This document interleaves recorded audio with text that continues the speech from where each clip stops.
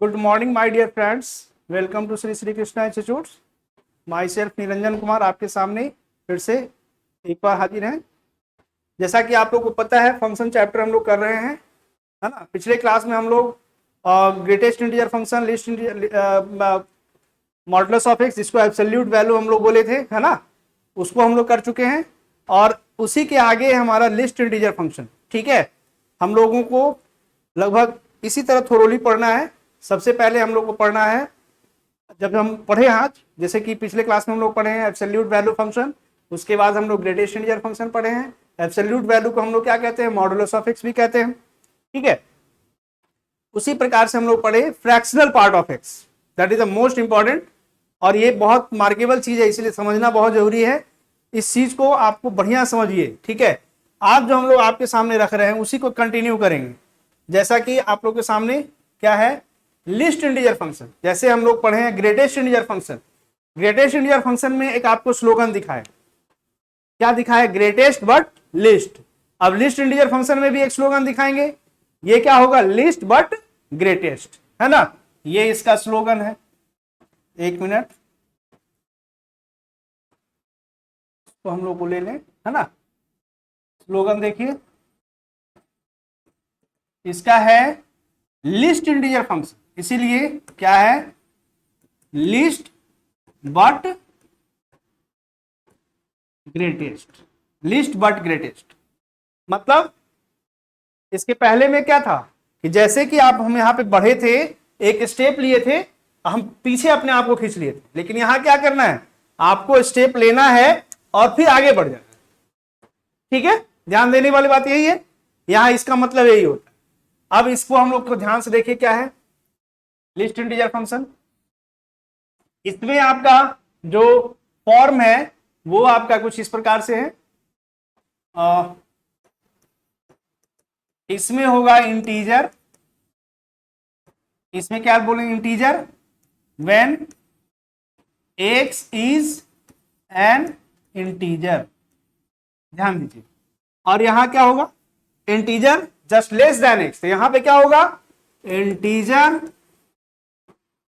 Just greater than x, greater than x when x is not an integer। ध्यान से देखिए। अब इसी प्रकार से अगर मान लिया ग्रेटेस्ट लिस्ट इंटीजर फंक्शन का ये नोटेशन हो गया, ठीक है। अब मान लो अगर 3 दे दिया तो इसका क्या होगा, 3 होगा। अगर 3.2 दे दिया तो कितना हो जाएगा, 4 हो जाएगा। यहां कह रहा है integer just greater than x, मतलब x से ज्यादा, ठीक है। इसीलिए क्या होगा, जब x इंटीजर नहीं होगा तो क्या हो जाएगा, ये ज्यादा हो जाएगा। अगर मान लिया 5.4 है तो 5.4 क्या होगा, 6 होगा। अगर मान लिया जाए -2.3 है तो कितना हो जाएगा, -2.3 का कितना हो जाएगा, माइनस, यहां से ले लीजिए -2.3 है, देखिए यहां से ये हो गया आपका -2, ये हो गया -3, इससे पहले क्या होगा, -2 बन जाएगा, ठीक है।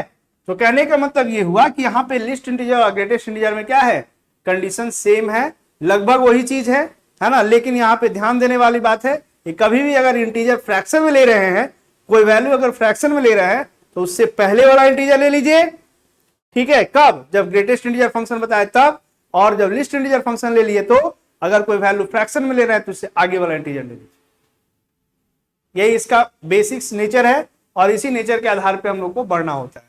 दूसरा चीज हम लोगों ने पढ़ा है फ्रैक्शनल पार्ट ऑफ एक्स। तो फ्रैक्शनल पार्ट ऑफ एक्स भी आपको पता है कि x minus greatest integer of x हो जाएगा, वो फ्रैक्शनल पार्ट ऑफ एक्स में कन्वर्ट हो जाएगा। क्लियर।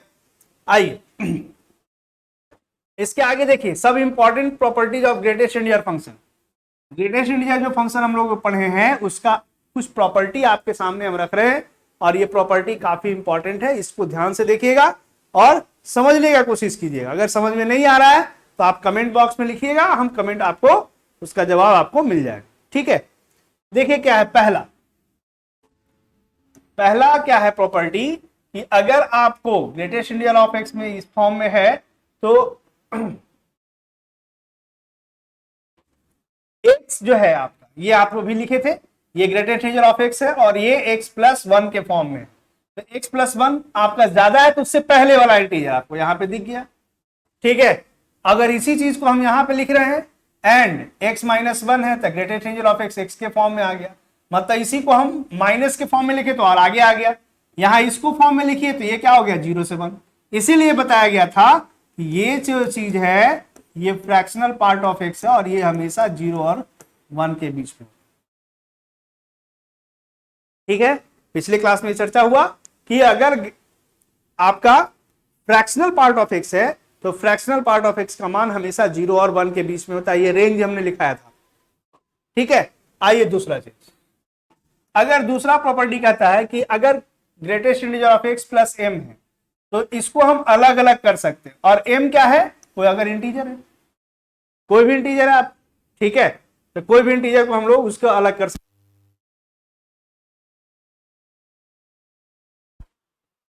ठीक है, अब देखिए तीसरा प्रॉपर्टी, अगर मान लिया जो कोई ग्रेटेस्ट इंटीजर ऑफ x है, अब इसके साथ अगर m है तो ये इसको अलग कर दीजिए, इसको अलग कर दीजिए, m कोई आपका इंटीजर हो गया, कोई भी अलग कर सकते हैं, कोई दिक्कत नहीं है।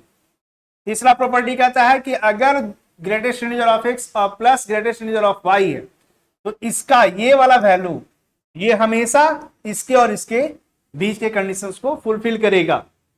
ठीक है, जिसमें अगर मान लिया जाए अगला नेक्स्ट क्या है, अगर माइनस में अगर ग्रेटेस्ट इंटीजर ऑफ x है तो ये माइनस बाहर निकाल सकते हैं और ग्रेटेस्ट इंटीजर ऑफ x लिख सकते हैं जब आपका इंटीग्रल, जैसे मान लीजिए -3 है ना, इसका ले लो तो ये माइनस बाहर लगा लीजिए और 3 का ग्रेटेस्ट इंटीजर, इसका क्या होगा ग्रेटेस्ट इंटीजर 3 ही होगा, इसलिए -3 बन जाएगा इसलिए -3 का ग्रेटेस्ट इंटीजर जो है फंक्शन जो है वो -3 ही बन जाएगा, इसलिए उसको बाहर निकालिए, कोई प्रॉब्लम नहीं है। सिमिलरली अगर -x अगर -1 है कब, जब x इंटीजर नहीं होगा तब, ये है आपका बिलोंग्स टू, इसको कहते हैं बिलोंग्स टू, और ये क्या हुआ does not belongs to, does not belongs to. ठीक है, तो जब ये बिलोंग करेगा तो इस कंडीशन में ये होगा, और जब डज नॉट बिलोंग करेगा तो इस कंडीशन में ये। इसलिए इसको बारी बारी से आपको क्या करना है, रिवीजन करना है, क्योंकि इसी से क्वेश्चन आपका आएगा। ठीक है, आइए आगे नेक्स्ट, अगर हम ग्रेटेस्ट इंटीजर ऑफ x को माइनस ग्रेटेस्ट इंटीजर के साथ उसको अलग अलग करेंगे तो इसमें दो केस बनेगा, x अगर इंटीजर है तो वो 0 और अगर नहीं है तो ये -1 में आ जाएगा। जैसे एग्जांपल देखिए, अगर वैल्यू आपका x अगर इंटीजर है, मान लो 2 है, तो 2 का ग्रेटेस्ट इंटीजर कितना हो जाएगा, और प्लस -2, तो ये कितना बन जाएगा, इसका वैल्यू 2 इसका प्लस -2, इसका मतलब 2 और -2 दैट इज इक्वल टू 0 आ गया। इंटीजर अगर 0 है तो x अगर इंटीजर हुआ तो वैल्यू 0 आ गया, लेकिन अगर नहीं है तो जैसे मान लीजिए आपका कोई वैल्यू, अदरवाइज अगर मान लीजिए x का वैल्यू अगर 2.5 है, 2.5 और प्लस -2.5, ठीक है, तो ये वाला वैल्यू कितना आ जाएगा, ये 2.5 आपका 2 में कन्वर्ट हो जाएगा, इसको मिटा लेते हैं थोड़ा सा, 2.5 आपका 2 में कन्वर्ट हो जाएगा।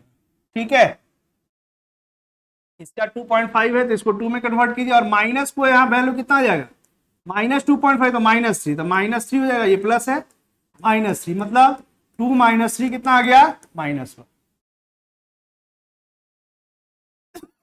इसलिए ध्यान देना है कि अगर ये तरह का कंडीशन, अदरवाइज अगर लिया, मतलब दो अगर फ्रैक्शन में अगर इंटीग्रल अगर लिया तो हमारा वैल्यू 0, लेकिन अगर इंटीग्रल नहीं लिया तो ये हमेशा क्या देगा -1, इसीलिए बहुत इंपॉर्टेंट प्रॉपर्टी है। आइए नेक्स्ट, पांचवा प्रॉपर्टी कहता है कि अगर greatest integer of x n से बड़ा है, अगर कोई n इंटीजर है इससे बड़ा अगर है तो ये x n+1 से भी बड़ा ही रहेगा, उसका ग्रेटेस्ट इंटीजर ऑफ x निकालिएगा तो वो n+1 से बड़ा ही हो जाएगा। ठीक है, यहां पे ये कंडीशन, इसी प्रकार से अगर n अगर इंटीजर है और अगर ये छोटा है तो ये इससे छोटा ही हो, ये दोनों इंपॉर्टेंट है, एक एक चीज करके ध्यान से देख लेना है। सातवां, अगर greatest integer of x plus y एक साथ है तो ये इसको हम लोग एक साथ कर सकते हैं। इसको अलग कर दीजिए और ये जो है y प्लस एक्स माइनस यानी ये फ्रैक्शनल ऑफ एक्स में, फ्रैक्शन पार्ट ऑफ एक्स में आपको इसको निकाल लेना है, कर लेना है, और एक्स वाई जबकि आपका रियल नंबर।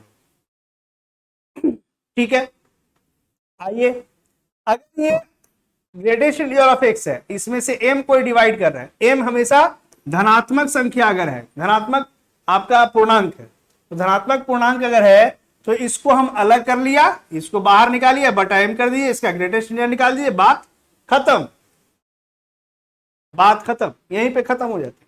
इसलिए इसको हम लोग को इस फॉर्म में लिखना होगा।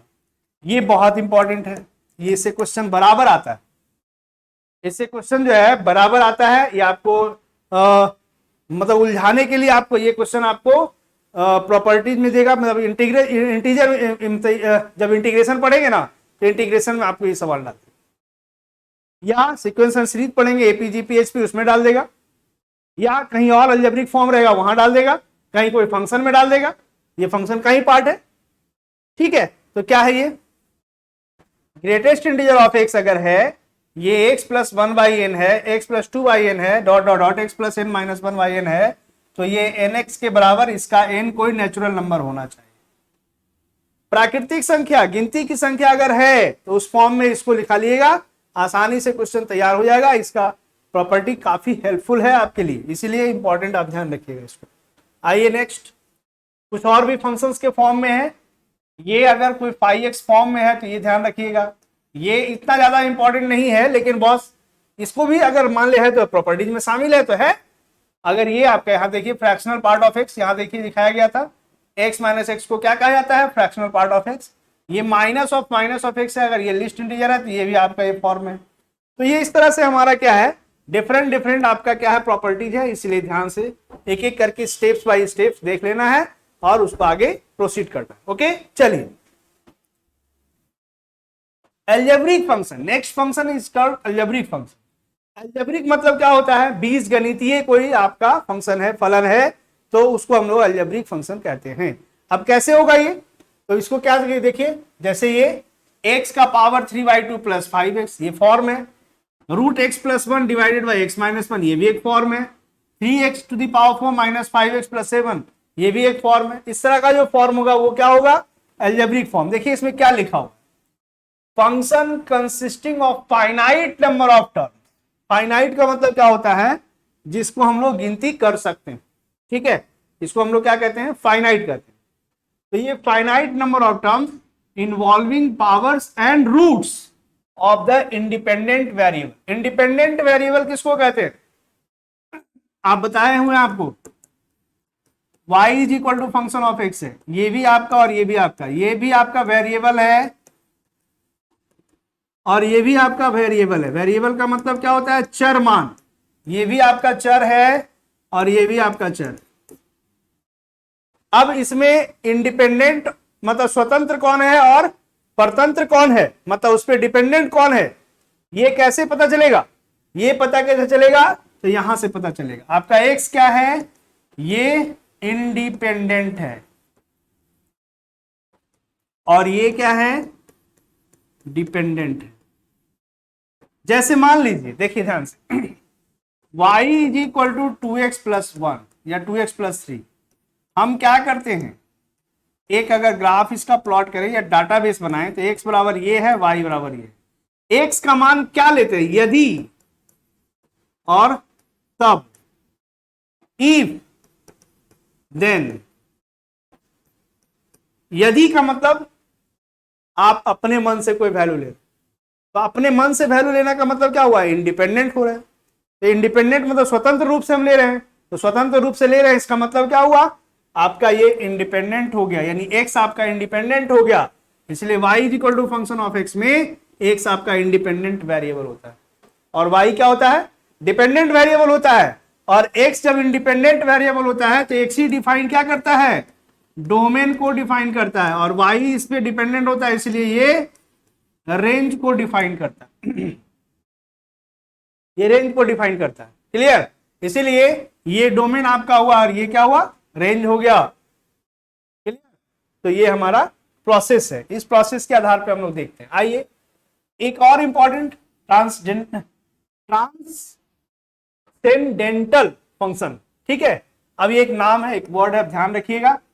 ट्रांससेंडेंटल फंक्शन क्या होता है, इसमें क्या होता है, डिफरेंट फंक्शंस होते हैं, उसको हम लोग क्या करते हैं, मॉडर्नाइज करके दो तीन फंक्शंस को मिला करके इसका ये नाम दिया।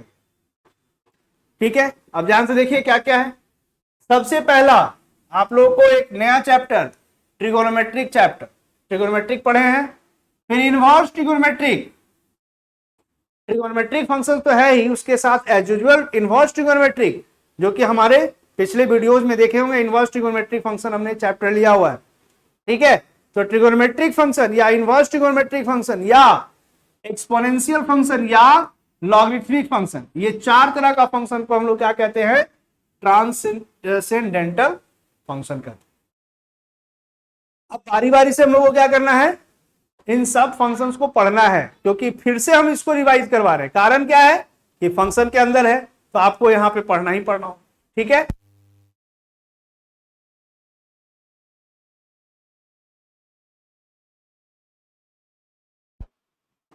आइए अब बारी बारी से फिर से हम चर्चा करें। ठीक है, ध्यान से देखिए, सबसे पहले क्या बोले हैं, ट्रिगोनोमेट्रिक, उसके बाद इनवर्स ट्रिगोनोमेट्रिक। तो ध्यान से देखिए, फिर से उसको रिवाइज कर रहे हैं। ट्रिगोनोमेट्रिक फंक्शंस में कौन कौन होता है, 6 प्रकार का होता है ना, 5 + 1 6।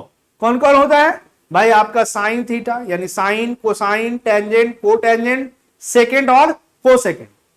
ठीक है, तो इस बेसिस पे क्या हुआ कि आपको जो ट्रिगोनोमेट्रिक फंक्शंस में sine, cosine, tangent, cotangent, secant और कोसेकेंड जो फंक्शंस होते हैं, उसको हम लोग ट्रिगोनोमेट्रिक फंक्शन कहते हैं। और इसी के साथ हम लोग वेरिएबल एंगल्स के साथ इसको हम लोग क्या करते हैं, डिफाइन करते हैं, और इसका इंडिविजुअल लेवल अपने आप में हम देखते हैं। देखिए इसमें क्या है, आइए तो पिछले देखिए, यहां पे इसका, इसके आगे देखते हैं क्या है। चलिए, फर्स्ट वन होता है y = sin x, दूसरा होता है y = cos x, तीसरा होता है y = tan x, चौथा होता है y = sec cot x, पांचवा होता है y = sec x, और छठा होता है y = cos x। अब यहां पे देखिए, sin x, cos x, tan x, cot x, sec x और cos x। ठीक है, इसका एक अपना डोमेन, इसका अपना एक रेंज होता ही होता है, आपको ये पता भी है। हम बारी बारी से क्या करते हैं, इसका डोमेन रेंज हम लोग इसको लिख करके आपको रख देते हैं। ठीक है, आपको ध्यान हो जाएगा कैसे इसको देखना है और समझना है। देखिए, आइए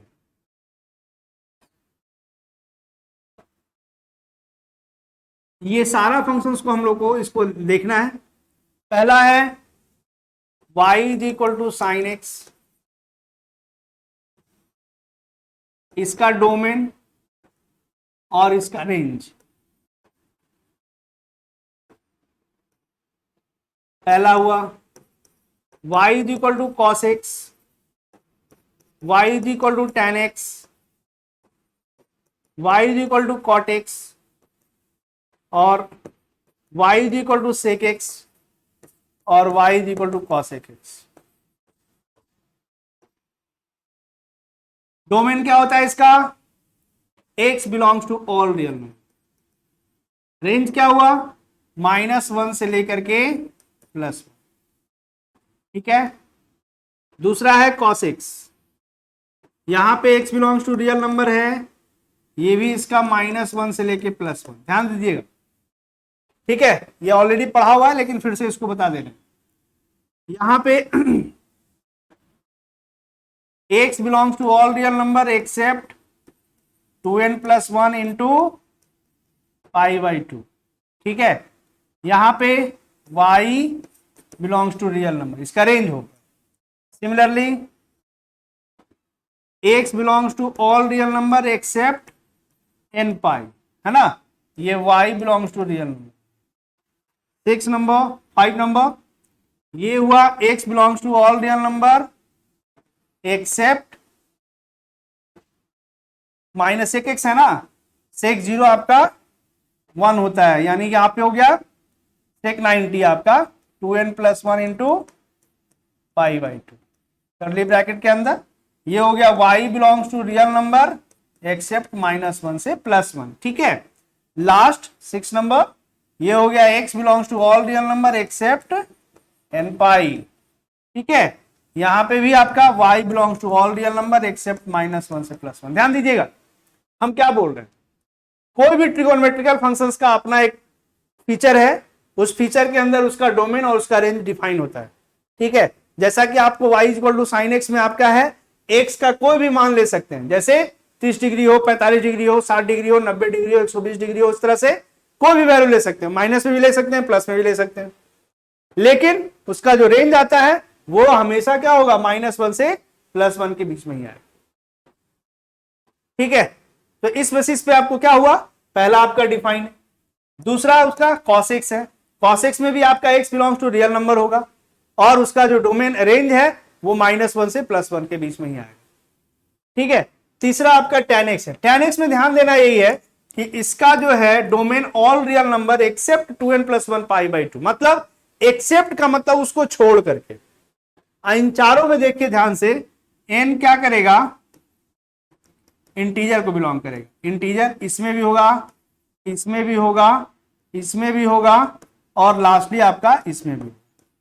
ठीक है, इसलिए ध्यान देना है कि n के बारे में जो बात यहां पे कह रहे हैं ये हमेशा क्या होगा, इंटीजर फॉर्म में होगा। ठीक है, ध्यान रखिए, इसलिए ये आपका इंटीजर फॉर्म में होगा। इसलिए n का वैल्यू अगर मान लिया यहाँ पे, जैसे tan 90 डिग्री, tan 90 डिग्री कितना होता है सर जी, बोलिए, -∞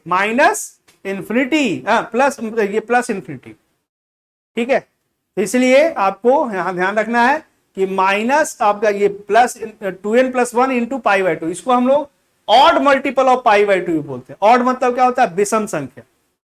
2n + 1 को हम लोग, 2n को हम लोग कहते हैं इवन, इसको हिंदी में कहते हैं सम, और 2n + 1 को हम लोग कहते हैं ऑड, और ये हो गया विषम।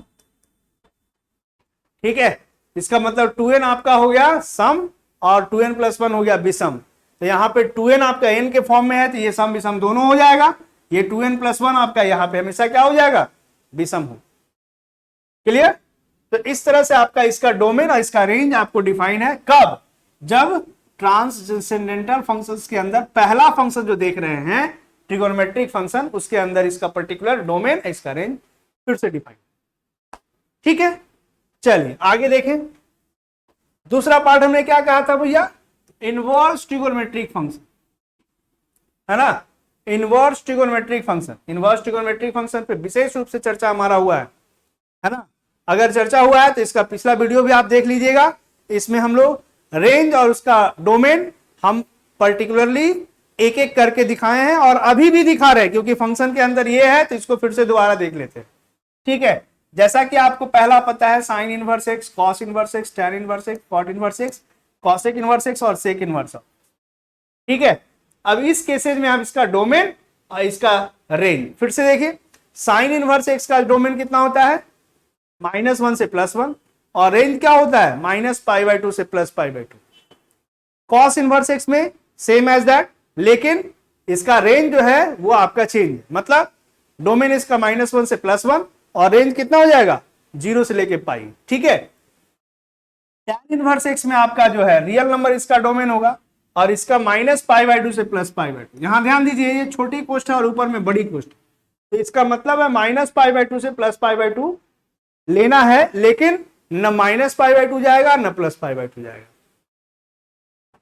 ठीक है, उसी प्रकार से अगर कॉट इनवर्स एक्स है तो इसका भी आपका डोमेन जो है रियल नंबर है और इसका रेंज 0 से पाई है। तो 0 से पाई यहां देखिए, ये बड़ी कोष्ठ के अंतर्गत है और ये छोटी कोष्ठ के अंतर्गत। मतलब ये हुआ कि आपका ये, और ऐसे लिख दो 0 और पाई, इसको ऐसे ढंग से लिखो, मतलब 0 और पाई के बीच में होगा, लेकिन ना 0 होगा ना पाई होगा, है ना।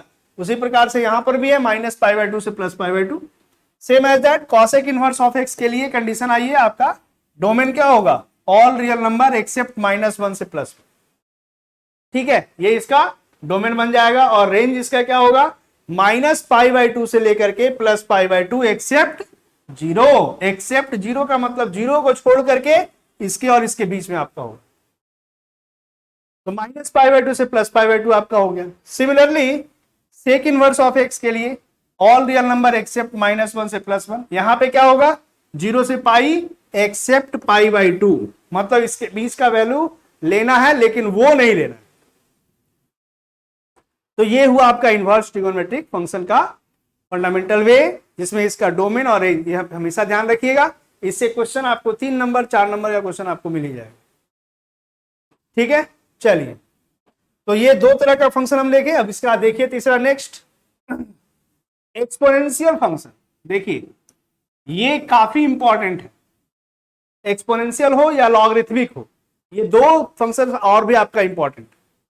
ठीक है, अगर ग्रेटेस्ट इंटीजर ऑफ एक्स नहीं दे या लिस्ट इंटीजर नहीं दे, फ्रैक्शनल पार्ट ऑफ नहीं दे, लेकिन एक्सपोनेंशियल आपको देगा, लॉगरिथमिक आपको देगा। ठीक है, इसलिए इसका विशेष रूप से चर्चा करना जरूरी है।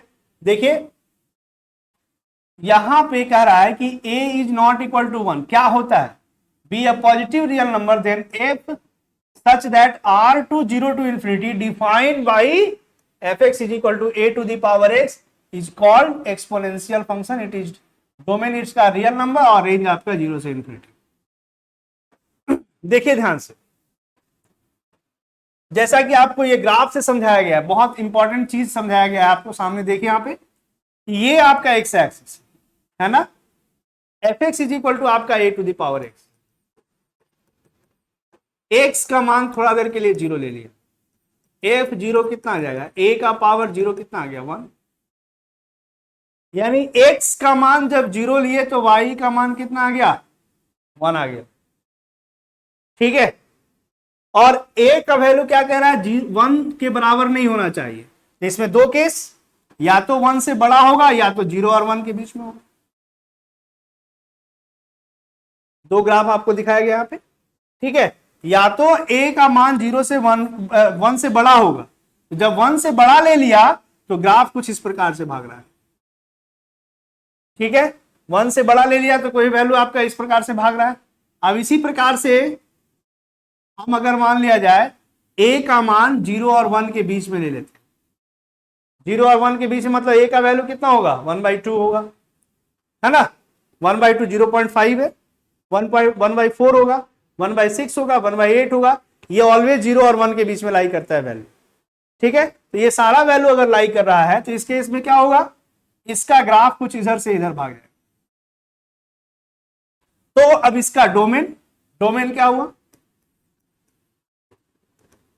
डोमेन देखिए एक्स में सारा वैल्यू तो ले ही रहे, यहां से यहां तक में सारा वैल्यू ले रहे हैं, या तो इसमें हो चाहे इसमें हो। ठीक है, तो इस बेस में क्या हुआ, इसका डोमेन ऑल रियल नंबर, और रेंज क्या होगा, रेंज हो जाएगा 0 से इन्फिनिटी, क्योंकि इस ग्राफ में भी और इस ग्राफ में भी देखिए ये दोनों ग्राफ में ये हमेशा ऊपर जा रहा है, ये वाई एक्सिस में ही ग्राफ दिख रहा है, ये वाई एक्सिस में ग्राफ है ऊपर की तरफ, नीचे में कोई ग्राफ नहीं है, यहां पर भी वाई एक्सिस पे ही ग्राफ दिख रहा है, ऊपर की तरफ ही जा रहा है, और इसमें नीचे में कुछ ग्राफ नहीं। इसका मतलब है ये आपका जो हुआ रेंज हुआ 0 से इन्फिनिटी, और इसका डोमेन जो हुआ ऑल रियल नंबर। क्लियर, एक और लास्ट हम कर देते हैं।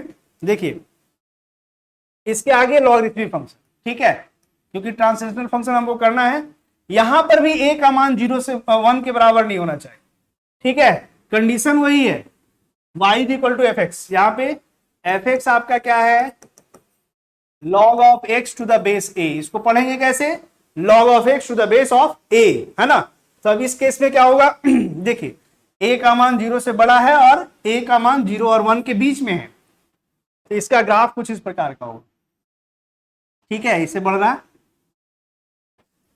ये वाला वैल्यू क्या है 0 और 1 के बीच में इस तरह से आ रहा है, मतलब ये इंक्रीजिंग ऑर्डर है और ये डिक्रीजिंग ऑर्डर। ये ध्यान रखिएगा, जब आपको मैक्सिमम मिनिमम बताया जाएगा तो इंक्रीजिंग और डिक्रीजिंग यहाँ पे बताया जाएगा, क्यों होता है इंक्रीजिंग और क्यों होता है डिक्रीजिंग, वो सारी चीजों पे हम लोग चर्चा करेंगे। तो इसका मतलब है F X equal to log of X to the base A है, तो ये 0 और यहां से ये बढ़ रहा है, इसका मतलब है देखिए इसका डोमेन